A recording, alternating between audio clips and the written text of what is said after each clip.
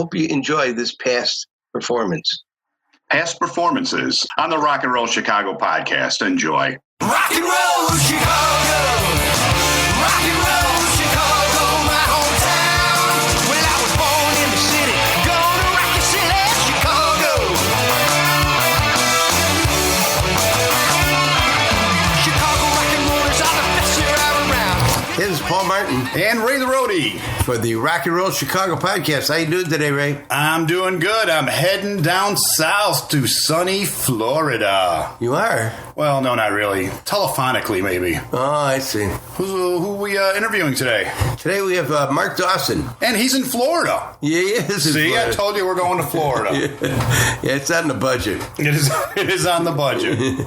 But Mark is a former member of Street Kids. Dreamer. All Night Newsboys. All Night Newsboys. An echo in here. And currently the Grassroots. And a bunch of other bands. And he's doing other stuff. And I'm sure all you want it to do is find out what he's doing and what's new with Mark Dawson. That's right. So let's go talk to him. Let's go listen. Okay. All right. Okay. You don't have to tell me twice. Okay, let's go. I said you don't have to tell me twice. Hey, this is Paul Martin. And Ray the Roadie For the Rock and Roll Chicago podcast.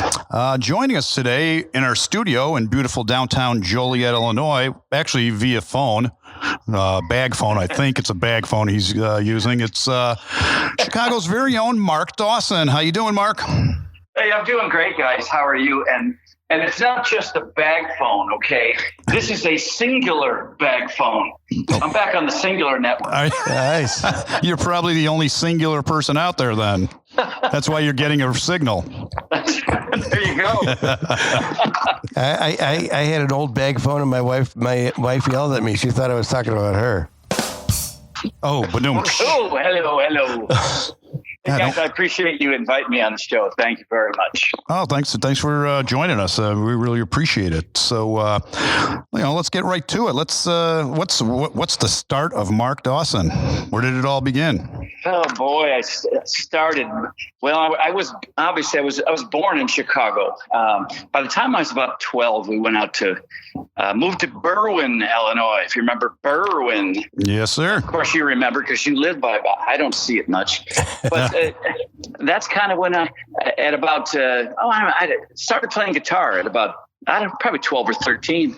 And honest to God truth, I happened to meet Jim Peterick as I was about to go to Morton West High School. I was just entering, and I was a freshman, and everybody knew who the Ides of March were, back then. And it turns out Jim Peterick was a senior when I was a freshman. So I met Jim just by chance, and I just was so impressed. Such a nice guy. I was like, well, I want to play guitar. I want to, be in a band with Jim Peterick, which we've played together since then. But that was kind of the start of it. Jim was a neighborhood guy, and, of course, he had a hit single, but he was just a great guy, and he was always helping out with, the kids, the musician kids. And that's kind of what got me going with Jim. Wow, you just fell into the right place at the right time for you there. It really was. It was just a by chance thing, and like I said, we've come to become friends later. But that's what got me going. Hooked me right in. Have you done anything with Jim Peterick at all? Recording or writing or anything?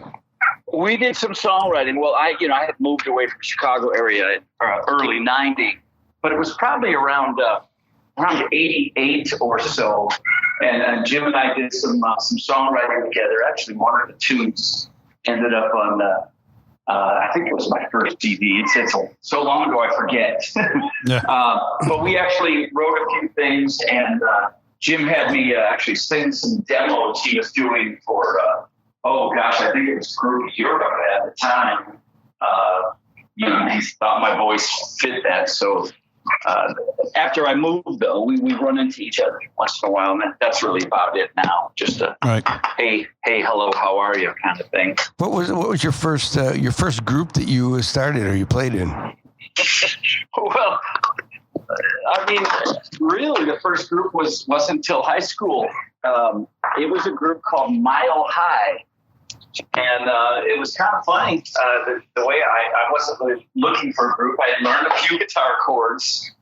And one day I won't say his name because he was one of the guys that were the band geeks back then. They were in the marching band at high school. Right. Yeah. And it was this guy. He called me and I was like, what? He says, yeah, listen, Mark, this is, and he says his name. I go, yeah, I think I know who you are. And he says, we'd like you to join our band as a singer. I guess I was in a play, a musical at school, and he heard me sing. And I said to the guy, I said, well, I don't know. I don't really know how to, play guitar or anything. I'm not really popular with girls, and that's what we need. So will you join? So I don't know where he got that popular with girl thing, but it sounded good to me. So I said, yes, I will join. There's girls. And that's how it started. I had no idea what I was doing. And these guys had a killer horn section for high school kids, even though they were, it was band nerds, but man, they could play. Oh yeah. So that's and that band was Mile High, and it had fun. You played in high school, and it was once I got out of high school where then I started to play, travel, play professionally all over the place. They were all horn bands back then, weren't they? Well, there certainly were a crop of them, and some not so great, as we all know. Some really good though. So after that, was there anything else, or did you get going to Street Kids after that?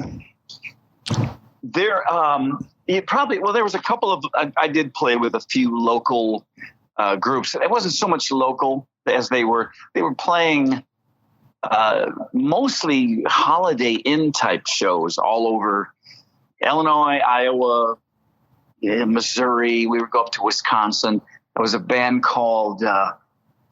Their name was Kix, Kix. Okay. And that's what led to. I played with them. They were guys who were all 10 or 15 years older than me. It just you happen to. That's a long, not so great story, but you happen to need a bass player real quick, and I dropped in, and then I ended up staying for about a year, and then putting Street Kids together while I was doing that, and that's kind of. Yeah, it's kind of what led to Street Kids. And my first real band. I guess that'd be my first real band. Right. And you guys made the WKQX Hometown album, didn't you? We did. The very first one. Yeah, we had I think it was the opening track on the album. It was kind of cool. Yeah, it was the song was Street Kids. Yes, it was. Street Kids by Street Kids. Yes. It was later entitled Enjoy the Show. That was the gist of it. But at the time I named it Street Kids for the band, I guess.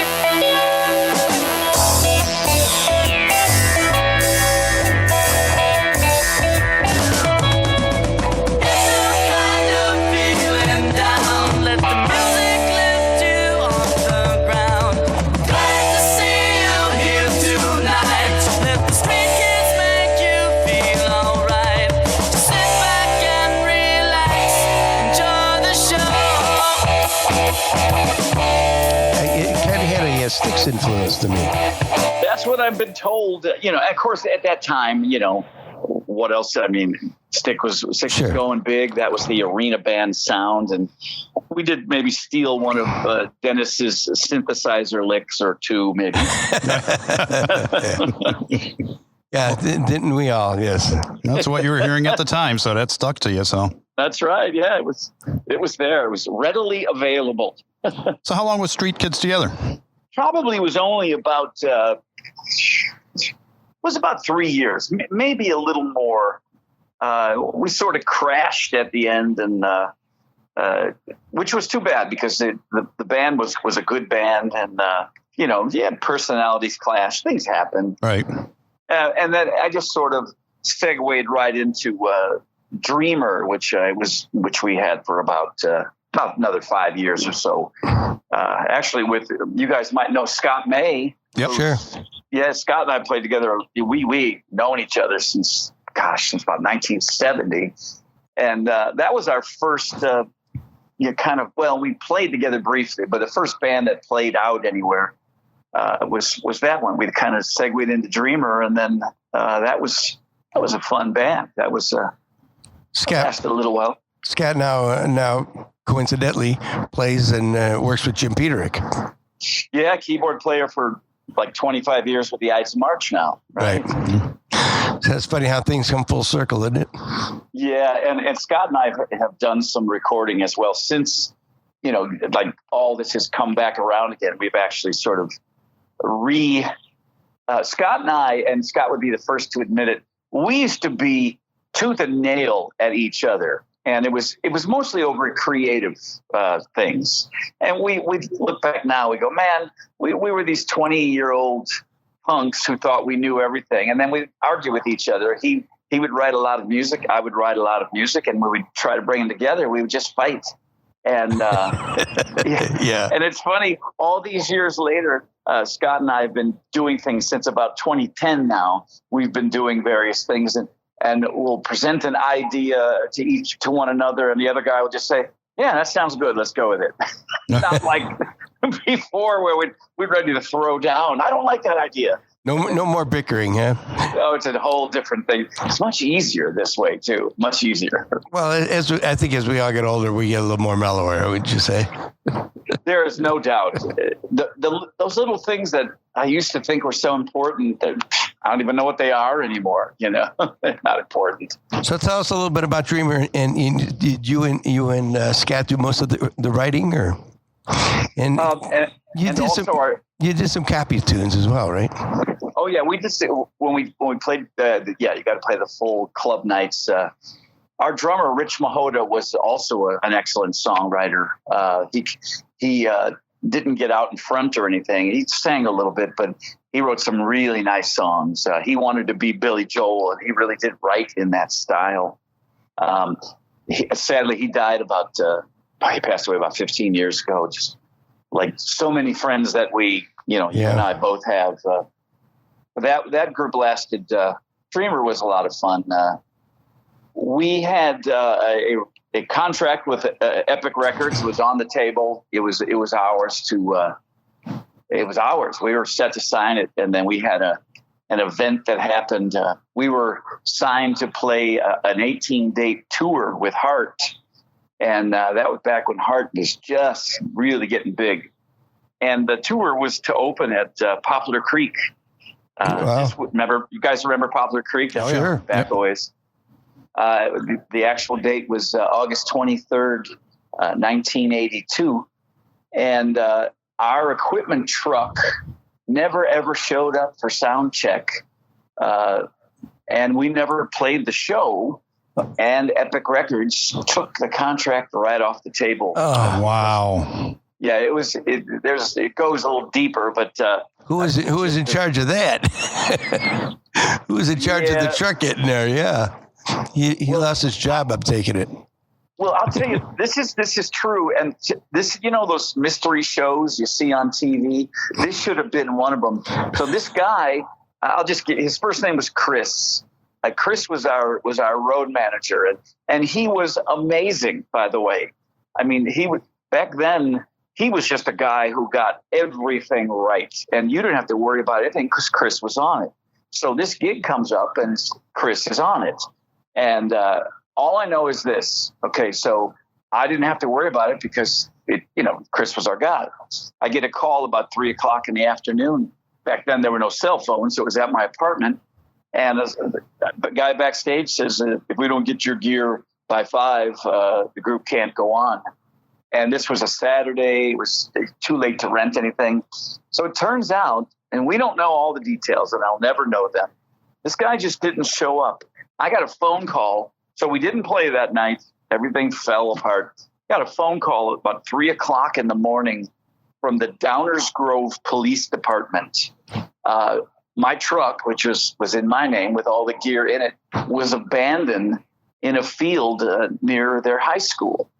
And they said, the doors were open and everything was in it, but someone found it in a field.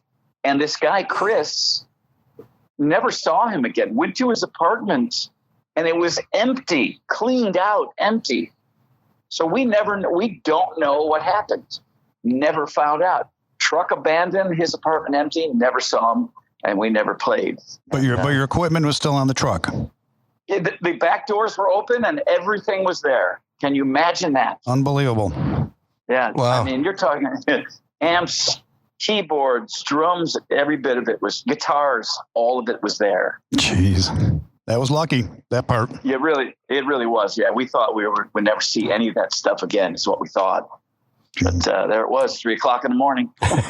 and there went the record contract too, right? Right down the highway with wherever Chris went to.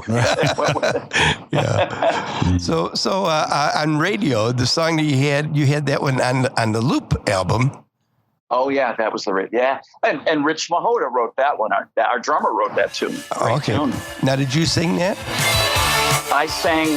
There was two parts. Anthony George sang the lead. He was like a house player, and then I sang in the lead part of the chorus. I was checking out Mom's radio. I was trying to rhythm and blues it. She said, honey, you can turn my stereo on, but you gotta know how to use it. Now turn it up just a little bit louder. Turn it up just a little bit louder. Turn it up. Oh, you got to turn it up. Radio.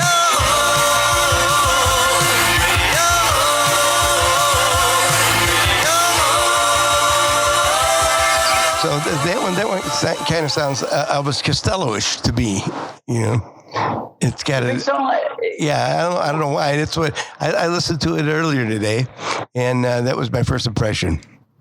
You know, at that time, it was probably 79 or 80 when that came out. So, you know, there may have certainly been some. I know we were all Elvis Costello fans, no doubt about that. Maybe they're just the influence came through. Yeah, it was 1980 that the Loop album came out, right? Yeah, that would make sense. Yeah, we weren't afraid to steal anybody's ideas. Trust me. So tell us now, how did you get to where you're at now, playing with the Grassroots? Okay, well, the way that kind of came down. So after Dreamer kind of went to this, I wanted to have a band that could. I didn't want to have a job, so I wanted a band that could play all the time, and I figured it had to be 100% cover. So that's what I set out to do. I put together the All Night Newsboys, and we did 100. Well, later on we added, but at first 100% cover. And I kind of, when we did cover, I figured if you're doing it, go all in. So whatever song we were doing, I would try to emulate that vocalist, whether it was Sting or Don Henley or Alice Cooper or whatever we were playing, I wanted to sound like that song, you know, on that record. So 15 years I had the All Night Newsboys before I moved to Florida, and just kind of, you know, stopped. Basically, I stopped playing. So fast forward, moving to Florida here, we were working with an agent out of Chicago when I had All Night Newsboys. A guy named Jim Lenz. Sure. Used to be, remember, I think it was Toonsmith was his company. He and Dave Graff was there, I think. Right. Yeah, I know Jim. I know Jim Lenz. So I hadn't talked to Jim in a bunch of years, but it turns out Jim went out to an agency in Ojai, California. I think a company called Paradise Artists. Paradise, correct. And I didn't know that at the time, but I got a call. This would be toward the end of the 90s. Jim Lenz called me to fill in a couple of dates with. Well, he didn't tell me. He just said, how well can you sing the Grassroots? Because he always used to think I sounded like the original artist. And I said, the Grassroots, I know all their tunes. They are one of my favorite pop groups. And he said, well, I got a gig on the weekend. If you can show up and sing, it might lead to more. So I had 4 days to learn all their entire set. And all I know is I showed up in San Francisco 4 days later, and I did 2 shows that day with them, and I've been in the band ever since. Wow! And you played bass with them that night too? That night I did not play bass because, but 2 weeks later when I started playing bass, when Rob Grill was toward the end of his career, he had a bass player, and Rob would just stand there and sing. And I was filling in vocals only for this. And, I see. And so they had a bass player. I think his name's Mike Steck. he played a few shows, and then it was, I was like, well, the guys didn't even know I played bass. The guys in the band, they just know I came in to do vocals. I said, you guys know I'm a bass player. They're like, what? And so we tried to get, and it was like, as soon as I played, they were like, oh, no more Mike Steck. Sorry, Mike. But I didn't want to just sing. I'm not comfortable as a singer. I'm only comfortable when I have a guitar on and then I sing. Right. It's the strangest. I've tried it. I'm just not comfortable with a mic in my hand. Yeah, well, that happens. I know. Once you get in a certain situation and you're comfortable with it, that's the way you want to do it. Yeah.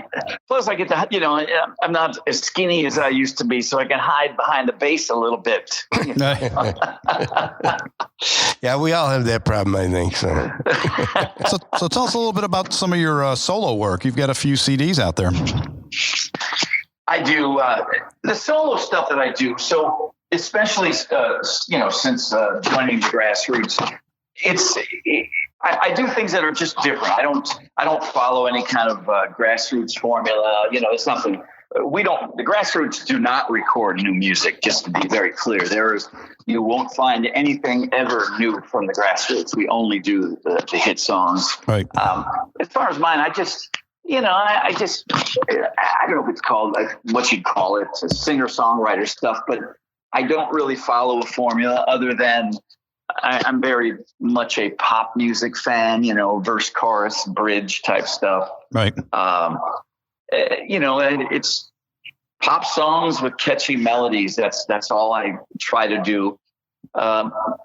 Recently, I've done 2 CDs with that are covering classic tunes, and then putting just like 2 songs of my own on. But like my last full-length original was at the end of 2016. I put an album out called Off the Grid.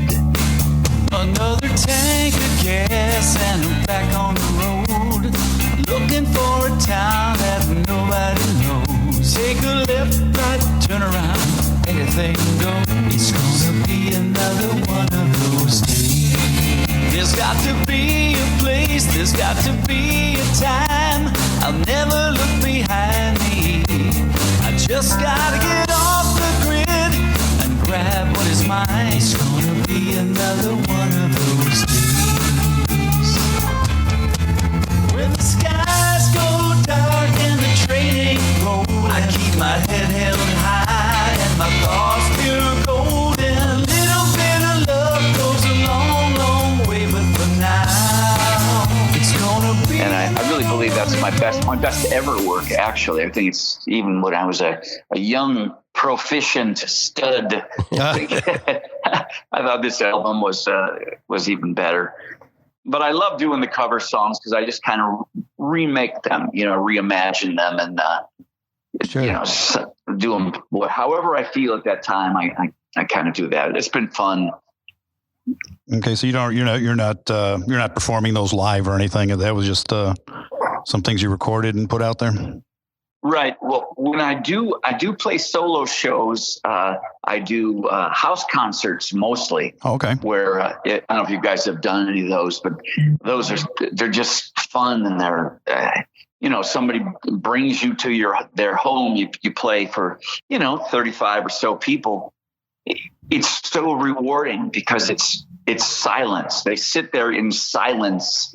And listen to what you say and what you write, and there's what you get the little stories. They love that, right? And then you play the song, and it's really nice because it's not like a party. It's not like playing at a party. This is people sitting in chairs right there in front of you and waiting for what you're going to say next. And then when it's over, then their party begins.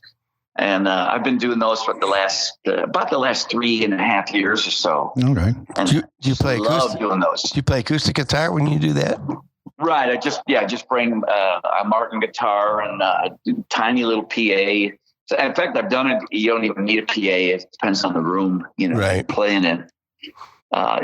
Yeah, it's nice. And then I'll do a couple of Grassroots songs, acoustic guitar. But I think because people are maybe expecting something, but I play it toward the end, maybe play Let's Live for Today or Temptation Eyes, something like that. Right. Those are always crowd pleasers wherever you play them. Well, yeah, because of course somebody said something to someone and you say, well, yeah, this guy's with the Grassroots and you don't do anything. They're going to be. Yeah, why didn't you play any Grassroots songs? Well, you hired Mark Dawson. You didn't hire the Grassroots. Right. Let's take a time out here for a second. Road to Rock Radio is proud to welcome Paul Martin of M&R Rush and the Dancing Noodles and Ray the Roadie, the Rock and Roll Chicago podcast. Join Paul and Ray as they bring you weekly interviews from bands that have rocked Chicago. It's the Rock and Roll Chicago podcast, Monday night at 6 on Road to Rock Radio. Chicago, rock and roll, Chicago. This is Paul Martin and Ray the Roadie, and we're here to talk to you about GHS strings. That's right, Ray. Whether you play electric guitar, acoustic, or bass, or even banjo, mandolin, or ukulele, then GHS has the strings for you. GHS strings are easy to play with a rich, full balanced tone available in many different gauges. Great for all musical styles, so if you play with the best. Play GHS strings. So tell us a little bit about your show, your Making Noise with Mark Dawson show. Every Thursday night, we go out live. We're syndicated, so I've got 5 networks right now, but the live network that carries it on Thursday is they call it the Hall of Fame Music Network. But it's the home station is 107.5 out of Newcastle, Pennsylvania. I don't know how. Don't even ask me because I don't remember how I got hooked up with people in Newcastle, Pennsylvania. Somehow I did, and they offered me a slot for a radio show. And I remember the guy saying, "So what do you want to do on your show? What kind of format?" And I said, I really just want to play whatever songs I like. And he said, that sounds good. And he says, you got a demo? And I don't even know what a radio demo is, to get a job in a radio station. Right. And I said, well, sure, I've got a demo. And then I looked it up on Google as soon as I got done talking to him. And then I figured what they do. And I put together a little fake demo. And 3 days later, he calls me back, says, this is 6 years ago now. He says, when do you want to start? And that's it. I've been started out with one station, but we're syndicated now. And we're in Pennsylvania. We're in South Carolina. We're in Indiana. We're in Orlando, Florida. We're in Flagler Beach, Florida. And the last one is we just added. I'm trying to think where it was now. It's in the Northeast, but I can't remember which. Oh, Plymouth, Massachusetts. Plymouth. Oh, okay. That's where it was. Can we find it on the internet? Yeah, that's the easiest way, in fact, because if you just look, the best way to find me is HOFM Radio, which is Hall of Fame Music and the word radio, HOFMradio.com. And that leads, that's a live feed, 24 hours a day. I come on, my program on that network is 8 p.m. Eastern time, 7 Central, every Thursday night. And I do a 2-hour show. It airs on Saturday. It airs a couple times on Sunday. And someone else airs it, I forget which station. They air it on a Monday night also. Okay. So from Thursday to Monday. But you can always stream and listen because it's archived. Every show is on my own website. It's archived at markdawson.us. So if you don't hear it live or if you don't catch the syndicated rebroadcast, my website always keeps it there as well. Very good. Very good. I'm everywhere, guys. You can't get rid of me. Where else can we find you? Anywhere else on social media? On Facebook, I'm usually saying silly things on Facebook. I can attest to that. Yeah, you see a few. That's my wife's fault, by the way. She said, I don't know, this is a bunch of years ago, I would say goofy things or send her a text with something goofy. And she said, you should share that with your friends. Like, nobody wants to hear that. And she said, no, really, you should put it on Facebook or Twitter or whatever. And just for the heck of it, I started doing it. And all of a sudden I started getting just friend request after friend request over and over again, just because they wanted to read those silly things. I went, all right, I'll keep thinking of them if you keep reading them. And that's how it came down. They are quite entertaining. Thanks. No, we can just find a way to turn that into cash flow. No, you got that right.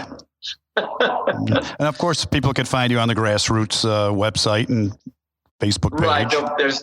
They always link, right? The Grassroots would link to me. The Facebook thing, if you're on Facebook, you can look up Dawson Bass. It's my last name plus BASS, and that'll take you right to my Facebook page. You don't have to friend me. You can just read my baloney if you want. It's all there. So you've been out on tour, on the Happy Together tour several times, and the Flower Power tour, correct? Oh yeah, or cruise, I should say. Yeah, we're doing that one again. Flower Power comes up again in March of 2020. That cruise does. That. I don't know if you guys are into cruises. I didn't used to be until Time Warner came up with that one. And I'll tell you what. And I'm speaking not only just as an artist or musician on the ship, but actually as a visitor, as a fan of 60s and early 70s music. That is absolutely top notch. Everything they do on that cruise, the acts they bring in, the crew, man, the front of house guys, the monitor guys, the stage guys, the equipment itself. They bring equipment for 25 different bands on that ship, and everybody has exactly what's in, every spec of the writers covered perfectly. I mean, it's like, I expect to share gear, just because you're on a cruise ship. Now these guys, they get your writer to a T. And the nice part about it is that it looks and sounds great. The fans just can't get enough. This is an expensive cruise. It's a lot more expensive than a standard, cruise. But when you're getting 25 acts, most of them are name acts. People don't mind to pay a little bit extra. They get 7 days from 10 in the morning until midnight, 7 days of real live 60s and 70s music. It's really an awesome, good time on that ship. Who are some of the groups that'll be on there? Let's see. We'll have the Association. There'll be the Box Tops. We've got the Classics 4, the Buckinghams. Of course, the Buckinghams from Chicago. Sure. Peter Noon with Herman's Hermits will be on there. The Yardbirds, the Hollies, the Zombies, Blood, Sweat, and Tears. It goes on and on and on. And plus the Guess Who is also on there. It just I as a fan, and I am a fan, I never sleep. But I'm not playing I'm going from stage to stage, to hear them. And I know all these guys, but it's so much fun just to, and the atmosphere is you can't beat it. You're out on the open seas, rocking and rolling.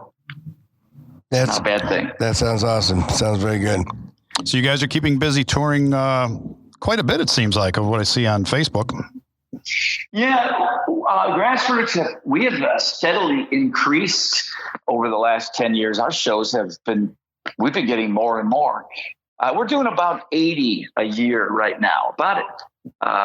Give or take, maybe it's 76 or 82, I don't know. But we did about 80 shows for the year, and looks like 2020 is going to be about the same. Just mostly, we don't do a lot of Midwest. Although I will be at the Arcata Theater on March, I believe it's March 14th. I know it's a ways, but I always look forward to coming back to the Chicago area. We mostly get out on the West Coast or in the Northeast. We're in Philly and Massachusetts, and Maine, and New Hampshire and New York all the time, it seems like. But during the summer, we'll hit we'll hit the Dakotas, always upper Wisconsin, and, do things in Iowa and such. And we're forever in Las Vegas. I guess that comes with the territory. We're probably in Las Vegas 6-7 times a year. Sure. I don't mind being in Las Vegas. It's not a bad thing. It's just we're always there. Right. Now, of course, the group was nominated or inducted into the American Pop Music Hall of Fame, if I'm correct. Yeah, that was, I think it was 2016. Interesting about that. We were excited about it. And then they didn't have an official induction. Well, they planned on one, and then the building that they were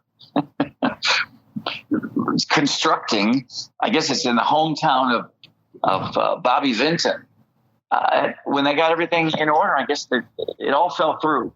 I don't know all the details, but they never did have an induction ceremony. We got a piece of paper that said that the band was part of the America's Pop Music Hall of Fame, which is very cool because we were inducted along with the association, Barbra Streisand, Neil Sedaka. I mean, there were some big names that when we got in there. So I was very proud of that. It was very nice. The reason I bring that up is because we're talking to you now from the Illinois Rock and Roll Hall of Fame, which is planning on opening sometime next year. But they've got a setup for us here with microphones and phone hookup and what have you in order to do our podcast. We got linked up with them a few months ago. And maybe we can get Mark Dawson into the Illinois Hall of Fame at some point. You know what? I would love that. You're hanging out with my old buddy Ron Romero out there, then, aren't you? Yes, sir. Yes, sir. Yeah, I'm a charter member, by the way. I am a member of the Illinois Rock and Roll Hall of Fame because that is a wonderful movement, and I've talked to Ron about this a little bit. I know that strides are being made, and I know you guys got your building in order, and it's going up, and that is so cool that it'll actually become a reality. I know Ron works hard on that, and as everybody else involved does as well. I'm actually on the CD that they put out to raise funds. I don't know, maybe it's 8 or 10 months ago, right? Where they, I have a track on there. It was very nice for Ron to invite me to participate, and I was glad to do it. And if they could ever find a spot for people who didn't matter very much but really love Chicago and Illinois, then they could put me in there. I'll take that little dark corner any day if it's got anything to do with rock and roll music. I'm in. I'd love to be. Well, Paul's band, M&R Rush, they're on that CD along with you. Right. Oh, yeah. You guys, was it the Six Tune? Right. We did a Six Tune, correct. It was cool. I remember that because I've listened to it a few times, and that was a good surprise when that came on because I just put it in. I didn't look at who was doing what. That's right. I forgot. Well, great. I remember Dreamer of course, we were on the same album then too, back in 1980 on the Loop album with you. Right. That's right. And but I remember the All Night Newsboys. I remember I also played in the Dancing. Still playing the Dancing Noodles. But I remember seeing the All Night Newsboys a couple of times. I believe O'Reilly's Daughter or somewhere on the South Side. Oh yeah, we played Riley's a lot. Yeah, many times. Well, it's been great talking to you, Mark. Well, I appreciate you guys, asking me and sharing. Good to share a few stories. I miss my Chicago music days. I will say that. Now, I do not miss the Chicago weather, and I'm not saying that as a dig. I love my Chicago peeps, but you all need to come down to Florida to hang with me. There's so Especially, I know you guys had like 3 or 4 inches of snow, I heard the other day. Like, that's insane. It's a beautiful sunshiny day here today. It's beautiful, sunny, but it's only about 37 degrees. So. Oh, man. Well, it was 23 this morning when I got up. Oh, man. We were 92 yesterday. I don't know what the temperature today is, but 92 is a little hot for October. Okay, I think we need to end this now. Hey, you started throwing numbers at me. Man, yeah, I miss my Chicago friends. That was had great times and great musicians in that city. That's for sure. Yes. Not like that where I live now. It's not the same kind of music scene in this Central Florida region. Right. I often say, I mean, on B-Leaguer, I say this to my wife, and I'm so happy, and I always was honored to be a member of the Grassroots. I'm going on 13 years as a full-time member. But I say if that didn't work out, if we didn't connect and be part of that, I couldn't find myself as being a part of this scene in Central Florida. So anyway, I'm just glad that it came out the way it did, because I love working, and I give it everything I've got all the time, and always will. But it doesn't. Same thing doesn't work down here with other folks. So I'll stay on the road. Well, we appreciate all the music that you've given us, and all the good times and everything else. Believe me. Well, thank you very much. It's always been my pleasure. I like I said, when I come back to Chicago, it's always I get excited about it. I know I'm going to see, people that from my past that are good people. Yeah. So thank you guys for bringing it up again for me. I love it.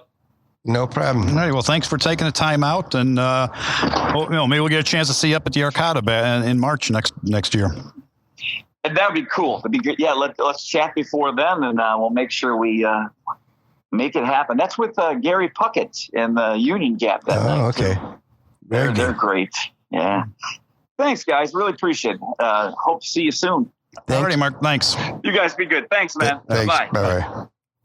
Well, I think Mark Dawson has the story of the day. The story of the week, month, maybe, of the year. That's crazy. To have your roadie dump your truck with all your equipment and just disappear. Yeah. I mean, me being a professional roadie myself, I would never think of doing that, because really the gear we got isn't all that good. Yeah. Yeah. Thanks. Tell that to Marty. Yeah. But no, that's crazy. That's some. It's a great story, though. Yes, it is. Great story. But unfortunately, they didn't get a record deal because of it. Yep, that hurts. But he's I think he's been very fortunate. He's been very busy throughout his whole career. He's played with many bands, and now he's with the Grassroots. He's got his radio program. He's a busy man. Yes, he is. Busy man. Make sure you guys go out and see him when they're in your area. Grassroots, they're playing all over the place. So check their website, check them out, and go see them. Tell them Paul and Ray sent you. That's right, and they're coming. He's coming. He said they're coming to the Arcada, right? And in March, I believe, March of 2020. Yeah. So anybody in the Chicagoland area, check it out. They'll be there. So otherwise, as usual, make sure you're liking us and following us on iTunes and Spotify and anywhere else you get your podcasts from. Like and share our Facebook page. Tell your friends. Tell your enemies. I don't care. Tell somebody. Tell somebody, please. Thank you. Thanks. See you soon. Bye-bye.